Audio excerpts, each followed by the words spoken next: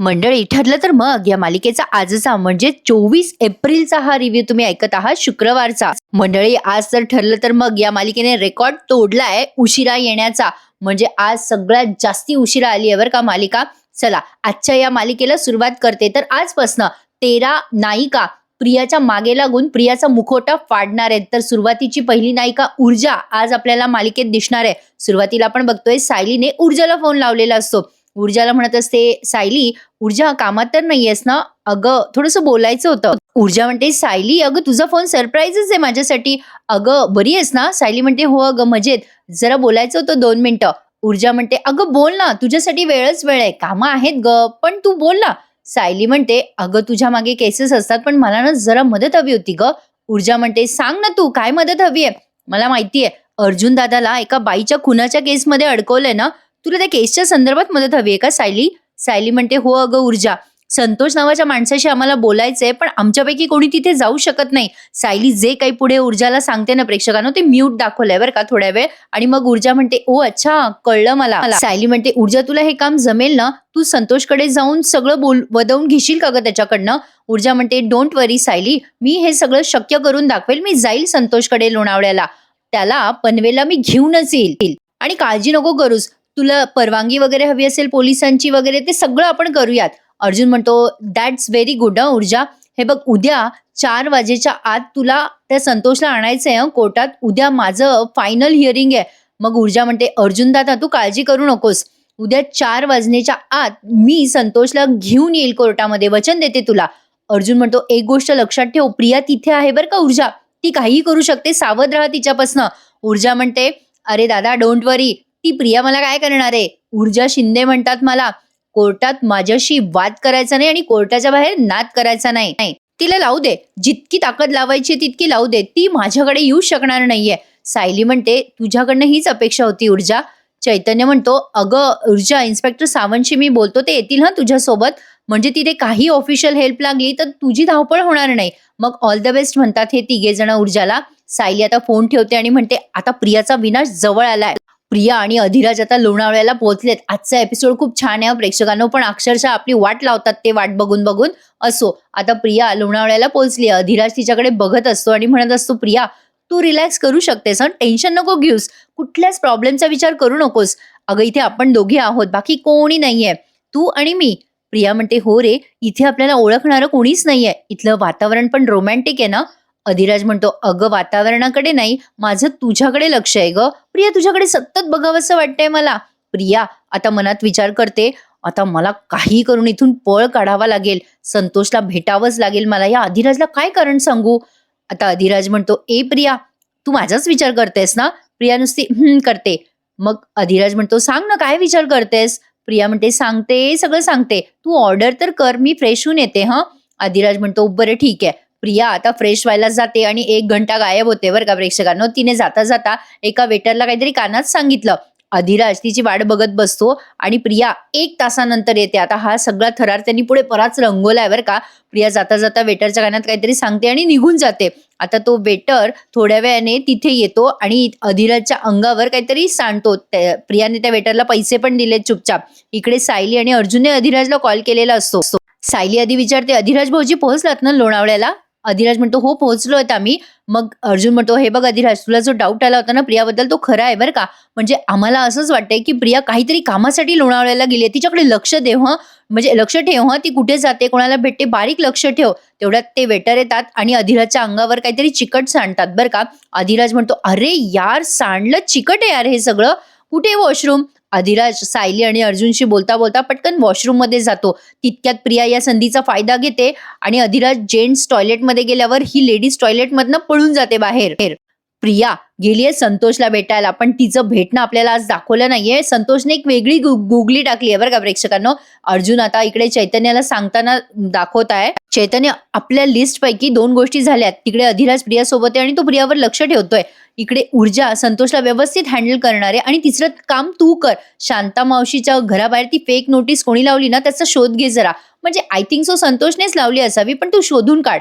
चैतन्य म्हणतो मी शोधतो, चौकशी करतो, तसं कोणी बघितलं असेलच त्याला नोटीस लावताना. चैतन्य आता निघून गेलाय. इकडे अधिराज प्रियाला सारखा फोन करत असतो, पण प्रियाचा फोन त्याला काही लागेना. प्रिया सटकली आणि आता ती येते बरं का परत. पण तो विचार करत असतो, अधिराज 1 तासापासून ही गेली तर गेली कुठे? अधिराज तिला फोन लावून लावून परेशान, पण ही गायब झाली आहे. त्याला बरोबर त्याच्या नजरेत धूळ फेकून ही पळाली. आता हा सीन आहे ना प्रेक्षकांनो, जरा इमोशनल दाखवलाय. सायली अर्जुनच्या हातातनं काहीतरी पुस्तक का काय असतं ते घेते आणि म्हणते, बस ना हो, किती दगदग केली तुम्ही. आल्यापासून 5 मिनिटं पण आराम नाही केला तुम्ही. जरा पडा बरं. अर्जुन म्हणतो, हो ग सायली, पडूयात आता. पण सायली म्हणते, अहो तुम्ही इथे नव्हतात ना, या खोलीत नव्हतात तर या खोलीतल्या भिंती खायला उठल्या होत्या हो मला. या खोलीत मला करमत नव्हतं. तुम्ही जेलमध्ये होतात, मी ते सहन करू शकले नाही. कालची रात्र खूप वाईट होती अहो. अर्जुन तिचा हात हातात घेतो आणि म्हणतो, सायली, मी समजू शकतो. जेलमध्ये तर मी एकटा होतो, पण इथे मात्र तुला सगळ्यांना सांभाळायचं होतं ग. मला कळतंय. म्हणजे तुझ्या मनात काय आहे हे तू कोणाला कळू दिलं नसेल. सायली म्हणते, हो ना, हो तुम्ही जेलमध्ये आहात ही कल्पना पण करवत नव्हती मला. म्हणजे मनातनं मला माहित होतं तुम्ही लवकर परत येणार आहात, पण तरी एकटी असताना डोळ्यातलं पाणी नव्हतं हो थांबत. सायली अर्जुनला आता मिठी मारते आणि तोही तिला. अर्जुन म्हणतो, सायली, मी आहे ना तुझ्यासोबत. सायली म्हणते, आता नाही हं जाऊ देणार तुम्हाला कुठे. आणि कालची रात्र तुम्हाला खूप अवघड गेली असेल ना. अर्जुन म्हणतो, हो ना सायली, जेल मला बाहेरून बघायची सवय आहे ग, आतून नाही. त्या जेलमधल्या भिंती, तो काळोख, पोलिसांचा तो आवाज, हे सगळं ओळखीचं होतं ग माझ्या, पण तरी ते अनोळखी वाटत होतं. सायली म्हणते, जाऊ द्या बरं, आता ती रात्र आठवणीतून काढून टाका. चला बरं झोपूयात आता, नाहीतर रात्रभर असेच गप्पा माराल. सायली आता अर्जुनला, म्हणजे थोडा भावुक सीन घेतलाय त्यांनी. अर्जुन त्या जेलमध्ये होता ना, ते सगळं त्याला आठवलं की कसं तरी होत असतं. मग सायली त्याला मांडीवर डोकं ठेवायला सांगते आणि त्याला असं डोक्यावरनं हात फिरवत झोपवते. असा हा सीन दाखवलाय. छान वाटला बघायला, पण इथून पुढे मात्र सगळा धिंगाणाच आहे बरं का. म्हणजे मजा आली आहे तसा आजचा भाग बघताना पण. पण काय झालं प्रेक्षकांनो, सकाळचा संध्याकाळी पाठवला हो आज एपिसोड. बापरे, आता उद्या शनिवार आहे ना, उद्या अर्धाच तासाचा एपिसोड आहे बघा. उद्या ते नक्की लवकर पाठवतील एपिसोड. मोठे मोठे एपिसोड आहेत तर मुद्दाम उशिरा पाठवतात.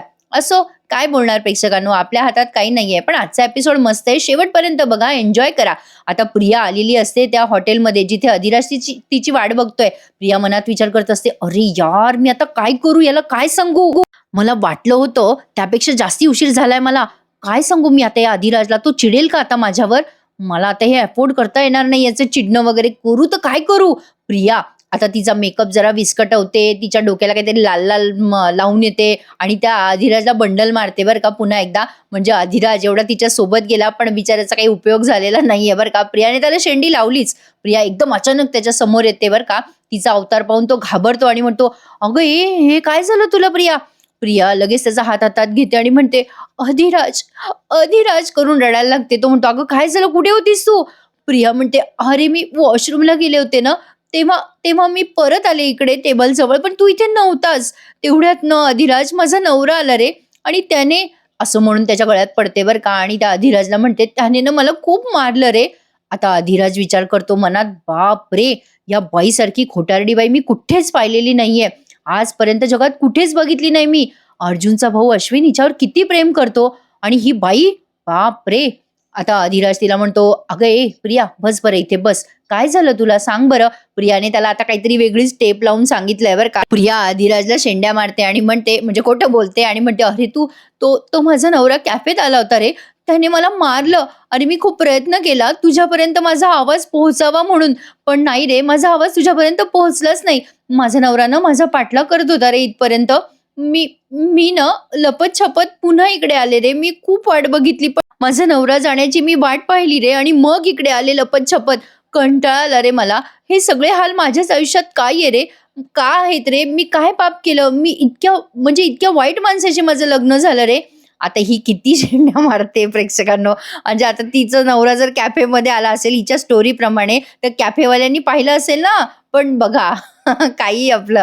अधिराज म्हणतो, अगं असं काय करतेस, मला कॉल करायचा, आणि तू मला सांगितलं का नाही तुझा नवरा आला. अगं प्रिया, आपण पोलिसांची मदत घेतली असती आणि त्याला इथून हाकलवलं असतं. प्रिया म्हणते, नाही रे अधिराज, मला त्यावेळेला काहीच सुचलं नाही रे. जाऊ दे, केला ना तो, आला नाही आता, जाऊ दे, तो पुन्हा इथे येईल आणि तमाशा करेल. सोड, मला ना त्याचा विचारच करायचा नाहीये. पनवेलमध्ये गेल्यावर बघूयात. आता तो अधिराज म्हणतो, अगं पण सांग ना मला, तो कुठे गेलाय, शोधूयात ना त्याला. अधिराज तिला म्हणतो, "अगं त्याला म्हणजे त्याने तुला पाहिलंय ना तुझ्या नवऱ्याने, मग तो पुन्हा इथे येईल ना, तो तुला शोधत आला तर?" प्रिया म्हणते, "अरे त्याने मला फक्त इथे कॅफेमध्ये पाहिलंय. त्याला माहिती नाहीये ना आपण इथे राहतोय." लगेच अधिराज म्हणतो, "बरं ठीक आहे, रिलॅक्स, रिलॅक्स. मी सूप मागवलंय. तू सूप पितेस का? मी आलोच हं फ्रेश होऊन." अधिराज फ्रेश व्हायच्या निमित्ताने सायली आणि अर्जुनला हे सगळं कळवतो बरं का. प्रिया आपली अधिराज गेल्यावर मस्त पाय पसरते तिथे. काही प्रेक्षकांनो, काही शेंड्या मारते हां, काहीही असो. आता अधिराज तिथे सायलीला फोन लावतो आणि अर्जुनला. सायली म्हणते, "बोला अधिराज भाऊजी काय झालंय?" अधिराज म्हणतो, "हॅलो वहिनी, आम्ही इथे कॅफेमध्ये आलो होतो. प्रिया वॉशरूमला जायचं म्हणून जे गायब झाली ते 1 तास आलीच नाही." सायली म्हणते, "बापरे! कुठे गेली होती भाऊजी ती? काही कळलं का तुम्हाला?" अधिराज म्हणतो, "नाही हो वहिनी, काहीच कळलं नाही." आता त्याने काय जे काही सांगितलंय ना ते म्यूट केलंय बरं का प्रेक्षकांनो. नुसतं म्युझिक ऐकवलंय. अधिराज काय बोलतोय ते कळलंच नाहीये. पण सायली आता त्याला म्हणते, "भाऊजी ती सगळं खोटं सांगते बरं का, सगळं खोटं सांगते. पण बरं झालं प्रिया आता स्वतःच्याच पायाने चालत चालत जेलच्या दिशेने गेली आहे. नाही आता तिचं प्रत्येक पाऊल तिला मोठ्या शिक्षेकडे नेणार आहे." एवढंच बोलणं सायली आणि अधिराजचं दाखवलंय. आता इथून पुढच्या सीनमध्ये ऊर्जा पोहोचली आहे बरं का प्रेक्षकांनो लोणावळ्याला आणि तिच्यासोबत इन्स्पेक्टर सावंत आहेत आणि ते तिथल्या इन्स्पेक्टरची परमिशन मागत असतात आणि तो इन्स्पेक्टर परवानगी द्यायला जरा नकार देत असतो संतोषला भेटण्यासाठी. सावंत म्हणत असतात, "हे बघा हा तुम्ही जो पकडलेला आरोपी आहे ना आमच्यासाठी खूप महत्वाचा आहे. त्याला आम्हाला घेऊन जायचंय कोर्टामध्ये साक्ष देण्यासाठी." तो इन्स्पेक्टर म्हणत असतो, "नाही हो, आम्हाला काही तशी ऑर्डर आलेली नाहीये." सावंत म्हणतात, "हे बघा तुम्हाला फोन केलाय ना अर्जुन सरांनी?" ते इन्स्पेक्टर म्हणतात, "नाही हो नाही, आमच्या जेलमधल्या आरोपीला आम्ही नाही जाऊ देऊ शकत कुठे." ऊर्जा म्हणते, "तुम्ही स्वतःहून सहकार्य कराल असं वाटलं होतं मला इन्स्पेक्टर, पण तुमची तर इच्छा दिसत नाहीये. हे घ्या, ही आहे रिटर्न ऑर्डर." आता एक खाकी इन्व्हलप ऊर्जा त्या इन्स्पेक्टरच्या हातात देते. ऊर्जा म्हणते, "या ऑर्डरनुसार मी संतोष लांडगेला भेटू शकते आणि त्याला घेऊन मी पनवेललाही जाऊ शकते. वाईट नका वाटून घेऊ इन्स्पेक्टर. पण साहेब तुम्ही आमच्या कामात असा अडथळा आणायला नको होता. कायद्याने तुम्हाला अटक होऊ शकते ही तर तुम्हाला कल्पना असेलच." ऊर्जा त्या इन्स्पेक्टरला आता घाबरवते बरं का. ती म्हणते, "भारतीय न्याय संविधान कलम 186 सार्वजनिक सेवकाच्या कामामध्ये अडथळा आणणे, कोर्टाचा आदेश अंमलात आणण्यासाठी अडथळा आणणे, कलम 188 आणि कलम 217 एका आरोपीला वाचवण्यासाठी त्याला मदत करणे. नाही ही सगळी कलम मला पाठ आहेत बरं का साहेब. तुम्ही सांगा आणखीन कुठली कुठली कलम लागू होतात ते सांगू का तुम्हाला?" इन्स्पेक्टर घाबरतो आणि म्हणतो, "नाही हो मॅडम, मी कुठे थांबवलं तुम्हाला? जा जा, तुम्ही भेटू शकता. तुम्ही कोण आहात मॅडम?" ॲडव्होकेट ऊर्जा शिंदे असं मग ती तिचं परिचय करून देते आणि म्हणते, "कोर्टात माझ्याशी वाद घालायचा नाही आणि कोर्टाबाहेर माझ्याशी नाद करायचा नाही." आता तो इन्स्पेक्टर लगेच म्हणतो, "जा जा, ओ कदम घेऊन जा यांना." ऊर्जा आता आली आहे संतोषच्या समोर. संतोषने जरा भाव खाल्लाय बरं का प्रेक्षकांनो. इतका भाव खाल्लाय की विचारू नका. पनवेलला जाण्यासाठी संतोषकडे आली आहे ऊर्जा आता त्या जेलच्या समोर. संतोषला म्हणत असते, "संतोष, मी ॲडव्होकेट ऊर्जा शिंदे. संतोष तुला जरी चोरीच्या आरोपाखाली ते बंद केलं असेल ना तरी शांताचा खून कोणी केलाय हे तुला माहितीये, हे माहितीये बरं का आम्हाला." संतोष आता जरा अलर्ट होतो. आता ही ऊर्जा म्हणते, "या खुनाचा आळ अर्जुन सुभेदारवर आलाय हे माहितीये ना तुला संतोष? तुला माहितीये अर्जुन सुभेदार निर्दोष आहे, त्यांनी काहीही केलेलं नाहीये. हा खून कोणी केलाय हे तुला माहितीये ना संतोष? मला त्याचे डिटेल दे." आता संतोष त्या समोर येतो ऊर्जाचा आणि म्हणतो, "हे बघा मला जे बोलायचंय ते मी अर्जुन साहेबांशीच बोलणार आहे." ऊर्जा म्हणते, "अरे बाबा मला इथे अर्जुन साहेबांनीच पाठवलंय. त्यांचं येणं इथे शक्य नाहीये. तू त्यांना जे सांगणार होतास ते मला सांग." पण संतोष काही तयारच होत नाही. संतोषला आता ती खूप कन्व्हिन्स करते ऊर्जा. "अरे बाबा संतोषला कळतंय का? अरे तू जर बोलला नाही तर निर्दोष माणसाला शिक्षा होईल रे. आणि हे पाप तू तुझ्या खांद्यांवर घेऊ शकशील का आयुष्यभर?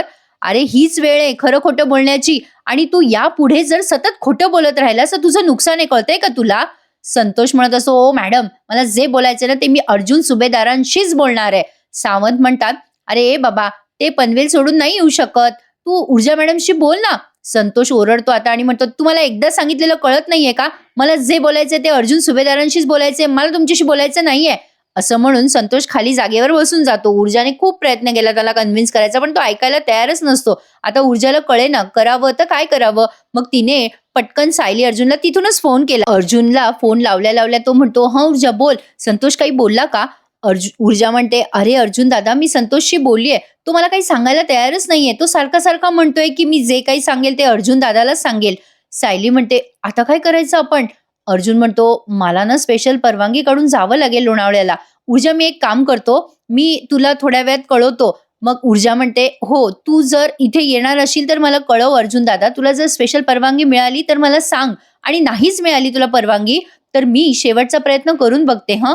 मग आता अर्जुन म्हणतो, "ठीक आहे." काय होतं प्रेक्षकांनो, अर्जुन आता जजच्या घरी जातो परवानगी मागण्यासाठी, पण अर्जुनला काही परवानगी मिळत नाही बरं का. आता ऊर्जा शेवटचा प्रयत्न करते, तेव्हा संतोष कबुली जबाब देतो सुद्धा. बघत राहा हं, पुढे काय होतं. अर्जुन आता जजच्या घरी गेलाय असं त्यांनी दाखवलंय. या सीन मध्ये तुम्ही बघत आहात, अर्जुन रिक्वेस्ट करत असतो जजला, की प्लीज सर मला लोणावळ्याला जावं लागेल. मला मला माझी साक्ष आणावी लागेल ना, म्हणजे मला निर्दोष सिद्ध करण्यासाठी माझ्याकडे तोच एक इलाज आहे. मग ते जे एक सरकारी वकील आहे ते म्हणत असतात, सर यांचा ना काहीतरी डाव दिसतोय, सुभेदार हा काहीतरी वेगळाच डाव खेळतात, त्यांना पनवेल सोडून जायची गरज नाहीच आहे.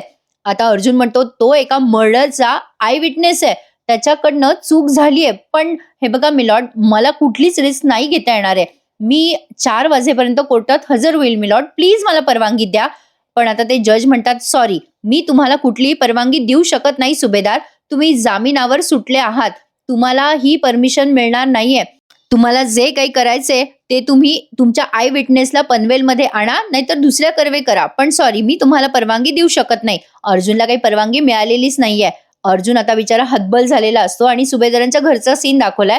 अगदी म्हणजे सीन मागे सीन, सीन मागे सीन त्यांनी घेतलेत बरं का. आणि आता इथून पुढे ना प्रेक्षकांनो ते प्रचंड भागमभाग दाखवणार आहेत. तुम्ही सोशल मीडियावर प्रत्येक प्रोमो बघतच असाल. म्हणजे आता ऊर्जा जाणार आहे, त्यानंतर काव्या येणार आहे, नंतर ती ईश्वरी येणार आहे, खूप जणी येणार आहेत. प्रियाला एक्सपोज करण्यासाठी 12-13 जणी झटणार आहेत. त्यामुळे प्रिया एक्सपोज होणार यात काही शंका नाहीये बरं का मंडळी. आता घरी आल्या आल्या सगळे सुभेदार टेन्शनमध्ये असतात. प्रतापराव म्हणतात, "अर्जुन, तुला नाकारली का रे परवानगी लोणावळ्याला जायची त्या जजनी?" "का रे? म्हणजे तू निर्दोष आहे हे सिद्ध करण्यासाठी म्हणजे तू निर्दोष आहे हे सगळं सिद्ध करण्यासाठी तुला त्या संतोषला भेटावंच लागणार का?" अर्जुन म्हणतो, "हो ना डॅड, पण आता माझ्या हातात काही राहिलेलं नाहीये." कल्पनाताई म्हणतात, "मग अर्जुन काय करणार आहेस बाबा पुढे?" अर्जुन म्हणतो, "मम्मा मला काही कळत नाहीये गं, काय करावं?" "सायली, आलोच हं मी जरा." अर्जुन आणि सायली आता रूममध्ये निघून जातात. प्रिया अर्जुनच्या प्रत्येक म्हणजे हालचालीवर लक्ष ठेवून आहे. सायली आणि अर्जुन आता बाहेर आलेत आणि ऊर्जाला कॉल लावतात. आता ऊर्जा म्हणते, "हां अर्जुन दादा बोल. जज साहेबांशी काही बोलणं झालं का तुझं?" अर्जुन म्हणतो, "हो अगं ऊर्जा, मी मागितली होती काही तासांसाठी त्यांच्याकडे पनवेलच्या बाहेर जाण्याची परवानगी, पण त्यांनी नाकारली आहे गं." आता ऊर्जा म्हणते, "ओह!" मग अर्जुन म्हणतो, "आता तू लास्ट होप आहेस हं ऊर्जा." सायली म्हणते, "काहीही कर ऊर्जा, पण संतोषला बोलतं कर. त्याच्या साक्षीशिवाय हे निर्दोष नाही सुटणार." ऊर्जा म्हणते, "अर्जुन दादा, आता माझा प्लॅन बी तयार आहे. मला असं वाटतंय की तो वापरावा लागणारच. काळजी करू नका. जे काही घडतंय ते मी तुम्हाला सांगते, अपडेट देते." अर्जुन म्हणतो, "तू काळजी घे हं ऊर्जा. Thank you so much." असं म्हणून अर्जुनने फोन ठेवला. सायली अर्जुन ऊर्जाशी बोलून हॉलमध्ये येतात पुन्हा त्यांच्या घरातल्या. तेव्हा विचारतात सगळे सुभेदार, "काय झालं?" मग सायली म्हणते, "नाही, काहीच झालं नाहीये. पण आता सगळी परिस्थिती हाताबाहेर गेली आहे. सगळं हाताबाहेर गेल्यानंतर देवी आईला शरण जावंच लागणार."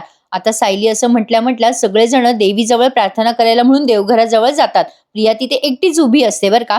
प्रिया मनात विचार करते, अर्जुनला परमिशन जरी मिळाली असती तरी ती वायाच गेली. तो संतोष तर काही बोलणार नाही आणि अर्जुन तर काही निर्दोष सुटणार नाही. प्रियाला ठामपणे कळलंय की संतोष काही साक्ष देणार नाहीये. संतोषने एक विचित्रच गुगली टाकली आहे बरं का प्रेक्षकांनो. पण यामुळे सगळा सस्पेन्स जरा जास्तीच वाढलाय. आता बघा हां, ऊर्जा पुन्हा तिथे पोलीस स्टेशनला येते आणि त्या संतोषला बोलतं करते बरं का. आय गेस की ऊर्जाने संतोषचं हे बोलणं रेकॉर्ड केलं असावं बरं का मंडळी, असावं. हे त्यांनी दाखवलेलं नाहीये.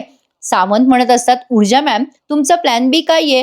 "नाही, संतोषला बोलतं करण्याचे सगळे प्लॅन आपण वापरलेत. पण आता काय होणार आहे जेणेकरून तो बोलेल, सगळं खरं सांगेल?"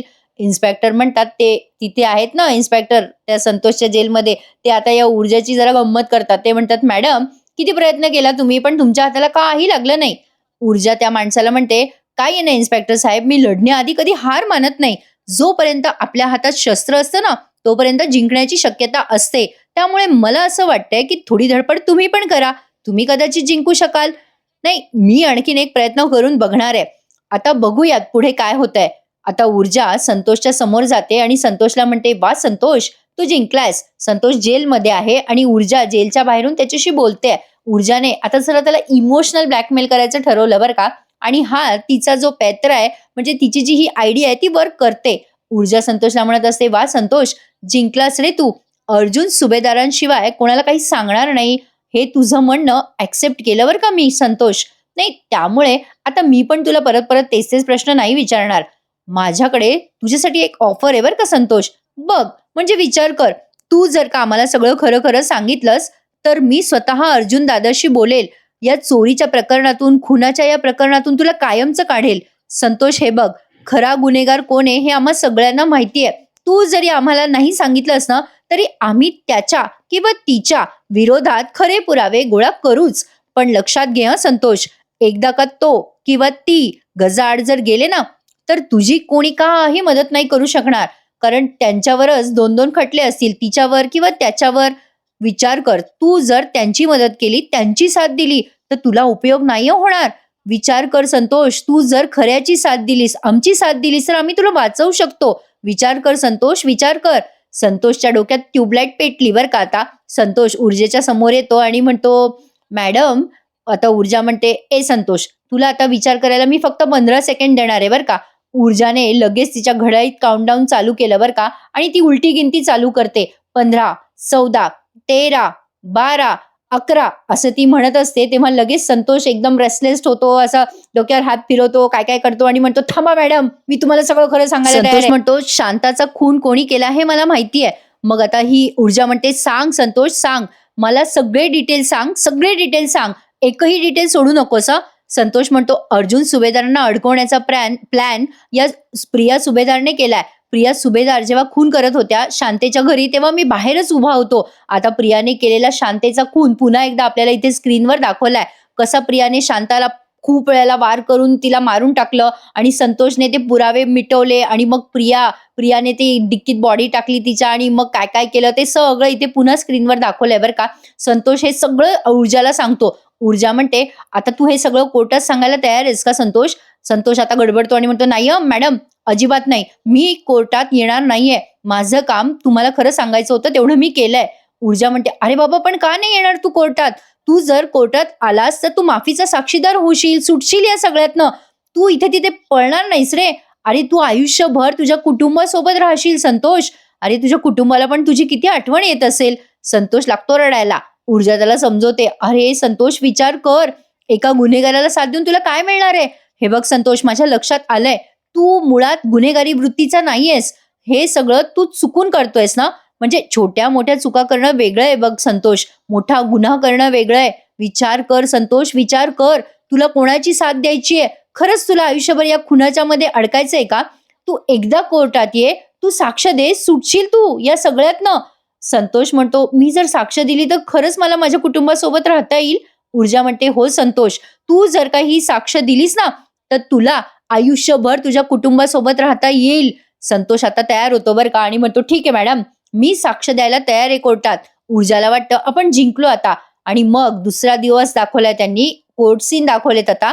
अर्जुनचा आता हिअरिंग आहे, म्हणजे त्याची केस आता कोर्टामध्ये लढली जाणार आहे. अर्जुन वाट बघत असतो, ऊर्जा केव्हा संतोषला घेऊन येईल याची सगळेच जण वाट बघत असतात. सायली, अर्जुन सगळेजण आता कोर्टामध्ये आहेत बरं का. मंडळी, रिव्ह्यू ऐकायला आवडत असेल तर लाईक करायला विसरू नका आणि आपल्या चॅनल आवर्जून सबस्क्राईब करा. कारण ठरलं तर मग या मालिकेचे इंटरेस्टिंग रिव्ह्यू तुम्हाला आता असेच रोज ऐकायला मिळणार आहे. फक्त वेळेचं काही सांगू नका बाबा.